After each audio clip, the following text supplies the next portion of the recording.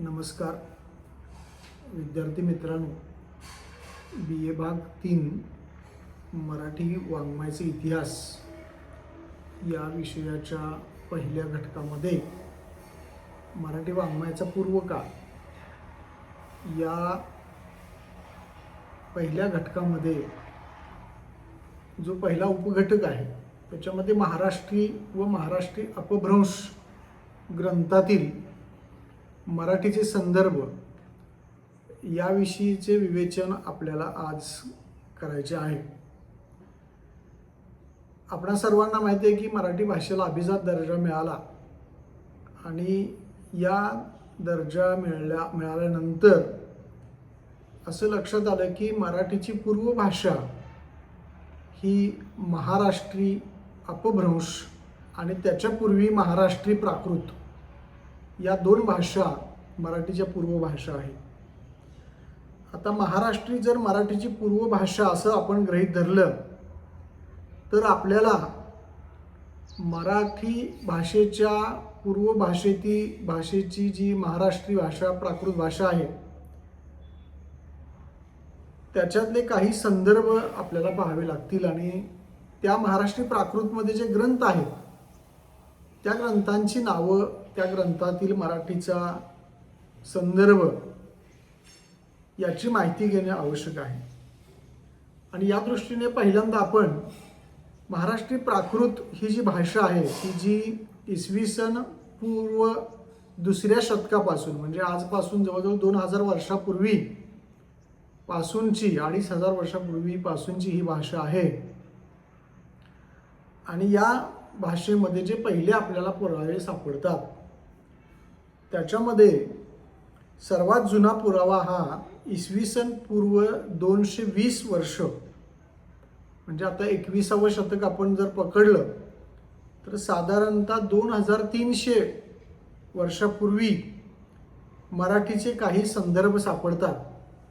आणि त्यातला सर्वात जुना पुरावा जो आहे तो जुन्नर येथील नाणेघाट जवळ ब्राह्मी लिपीमध्ये एक शिलालेख सापडतो. आता या शिलालेखाची लिपी जी आहे ती ब्राह्मी लिपी आहे आणि या लेखाची भाषा जी आहे ती महाराष्ट्री आहे, महाराष्ट्री प्राकृत आहे. इसवी सन पूर्व 220 म्हणजे आतापासून 220 या काळामध्ये हा पहिला जुना शिलालेख महाराष्ट्री प्राकृत भाषेमध्ये आपल्याला सापडतो.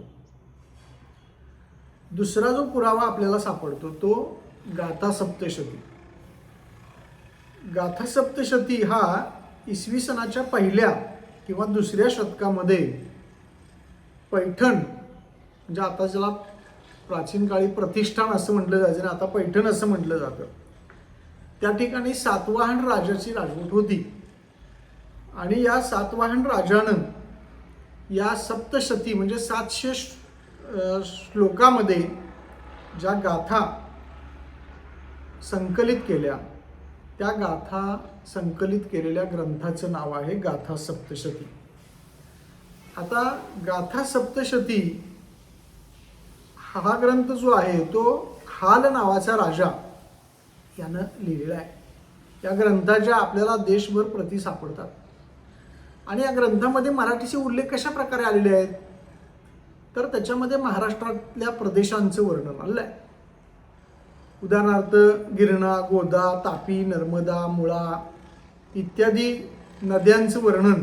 या सगळ्या महाराष्ट्रातील नद्या आहेत आणि आजही आपण त्याच नावाने आपण त्या नद्यांना ओळखतो.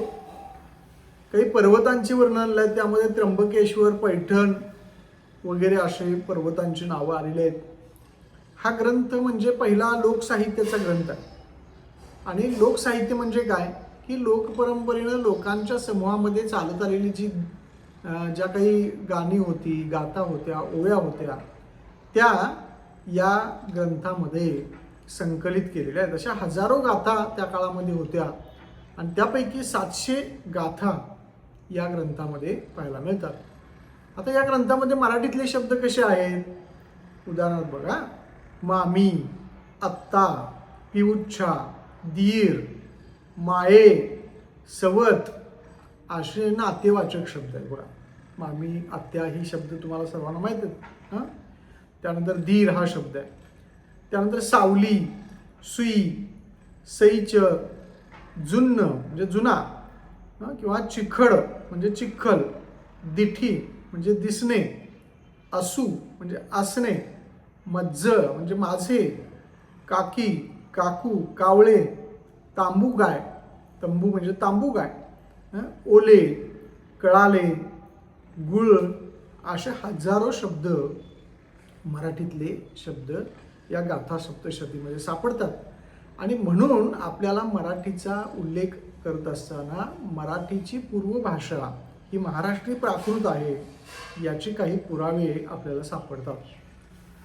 त्याच्यानंतर आपण पुढं आलो की आपल्याला 3ऱ्या शतकामध्ये एक महाराष्ट्री प्राकृतमधला ग्रंथ सापडतो. पौमचरियो नावाचा ग्रंथ आहे. विमलसुरी नावाचा एक जैन आचार्य होऊन गेले आणि त्यांनी पद्मचरित्र असं त्याला मराठीमध्ये म्हटलं जातं. पौमचरियू, चरियू म्हणजे चरित्र, पद्म, रामाला पद्म म्हटलं जातं जैनांच्या मध्ये.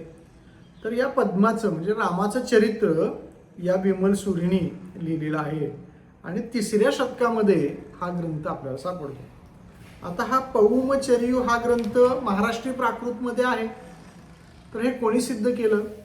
तर जर्मन अभ्यासक हर्मन जॅकोबी नावाचे एक अभ्यासक, भाषेचे अभ्यासक महाराष्ट्रात आले होते आणि त्यांनी सांगितले की हा ग्रंथ महाराष्ट्री प्राकृतमधला आहे आणि मराठीतले अनेक शब्द या ग्रंथामध्ये आपल्याला इथं पाहायला मिळतात. पुढं आपण आलो की आपल्याला साधारणतः 4थं शतक ज्याला म्हणलो तर त्याच्यामध्ये एक प्रवरसेन नावाचा राजा वाकाटक घराण्यामध्ये होऊन गेला आणि त्या वाकाटक राजानं सेतुबंध नावाचा काव्य लिहिलं. आता हे जे काव्य आहे सेतुबंध, सेतुबंध म्हणजे तुम्हाला सर्वांना रामायणातली कथा माहीत आहे की श्रीलंकेला जाण्यासाठी सेतू बांधला गेला आणि ह्या सेतुबंध या ग्रंथामध्ये रावणवध म्हणजे रावणाचा सेतू बांधून झाल्यानंतर सगळे वानर पलीकडे गेले, राम लक्ष्मण गेले आणि रावणाचा वध केला. तर हे महाराष्ट्र भाषेतले एक श्रेष्ठ काव्य आहे असं दंडी नावाचा एक अभ्यासक होऊन गेला संस्कृत भाषेचा, त्यानं सांगितलेलं आहे. आणि या ग्रंथामध्ये या प्रवरसेन हा राजा जो होता तो कुंतल देशामधला राजा होता. कुंतल म्हणजे कर्नाटक देश आता जो म्हणतो आपण त्याला. तर त्या देशातला हा राजा त्या होता आणि त्यानं हे काव्य महाराष्ट्री प्राकृतमध्ये लिहिल्याचं आपल्याला दिसून येतं. पुढे याच काळामध्ये आणखी एक 4थ्या शतकामध्ये वसुदेव हिंडी नावाचा एक ग्रंथ आपल्याला पाहायला मिळतो. आता वसुदेव हिंडी म्हणजे ही मूळची महाभारतातली कथा. आपल्याला माहिती आहे की कृष्णाचं वडील जे होते ते वसुदेव आणि या वसुदेवाने कृष्णाला तुम्हाला माहिती आहे की नदीच्या यमुना नदीमध्ये पार केलं आणि त्याला कंसापासून वाचवलं, ही कथा आहे. तर हा वसुदेव जो आहे तो हिंडी, हिंडी हा शब्द मराठी आहे बघा, हिंडी, हिंडी म्हणजे हिंडणे. तर जिनदास गणी नावाचा एक कवी होऊन गेला, जैन कवी आहे तो. तर त्यानं या महाराष्ट्री प्राकृत भाषेमध्ये हे काव्य लिहिल्याचं आपल्याला दिसून येतं. असे महाराष्ट्री प्राकृतमधले काही पुरावे आपल्याला पाहायला मिळतात. पुढे आपण गेलो की इसवी सनाच्या साधारणतः 7व्या शतकामध्ये आपण गेलो तर कोहुहल नावाचा एक कवी आहे आणि तो त्या कवीनं महाराष्ट्र देशी भाषेत आपण काव्य लिहितो असे म्हटलेलं आहे. देशी भाषा माहिती आहे, पुढे ज्ञानेश्वराने आपल्या मराठी भाषेला देशी भाषा असं म्हटलेलं आहे. तर या देशी भाषेमध्ये आपण हे काव्य लिहिल्याचं तो सांगतो. तर हा कोहुहल नावाचा जो कवी आहे त्यानं लीलावई नावाचं काव्य लिहिलं. लीलावई, आता लीलावई म्हणजे लीलावती. आता सातवहन राजा जो आहे म्हणजे तुम्हाला सर्वांना माहिती आहे की आता सातवहन राजवटीमध्येच गाथा सप्तशती लिहिली गेली.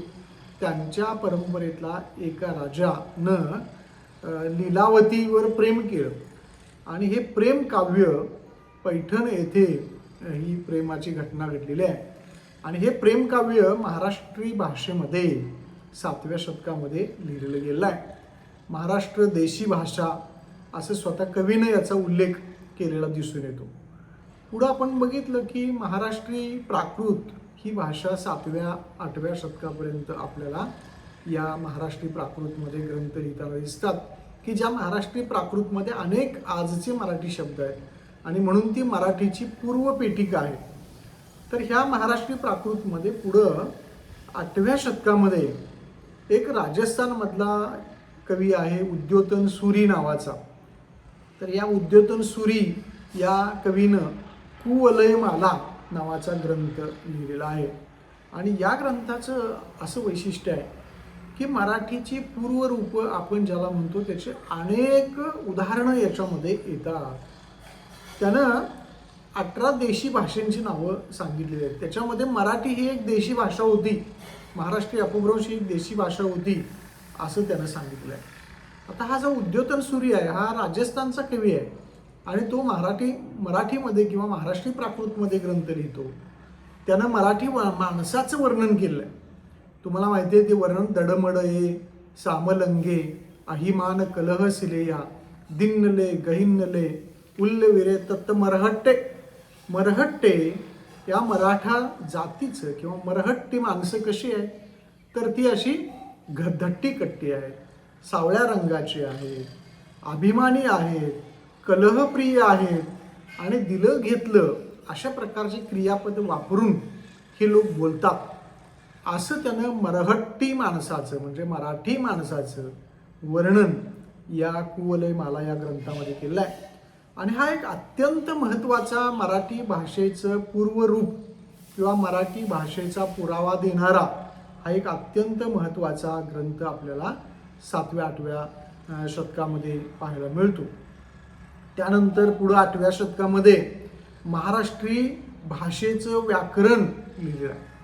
आणि तुम्हाला सर्वांना तरी हेमचंद्र नावाचा जो व्याकरणकार होऊन गेला प्राकृतचा त्यानं कुमारपाल चरित्र नावाचा एक ग्रंथाचा उल्लेख केलेला आहे. आणि त्या कुमारपाल चरित्रामध्ये मराठी भाषेचं व्याकरण जे 8व्या शतकामध्ये होतं त्याची उदाहरणं दिली आहे. आणि महाराष्ट्री प्राकृतचा एक फार महत्त्वाचा पुरावा आहे बरं का. आणि म्हणून आपण या व्याख्यानामध्ये हे जे 5-6 ग्रंथांची मी तुम्हाला नावं सांगितली की ज्या ग्रंथामध्ये महाराष्ट्री किंवा मराठी ज्याला महाराष्ट्री असं म्हणतो तीच पुढं मराठी झालेली आहे. तर त्या मराठीचे पुरावे आपल्याला आजपासून 2000 वर्षापर्यंत पाहायला मिळतात असं दिसून येतं. आणि म्हणून आपण या चर्चेमध्ये महाराष्ट्री प्राकृतमधील मराठीचे संदर्भ किंवा मराठी ग्रंथांचे स्वरूप काय आहे याची चर्चा या आपण घटकामध्ये केलेली आहे. धन्यवाद.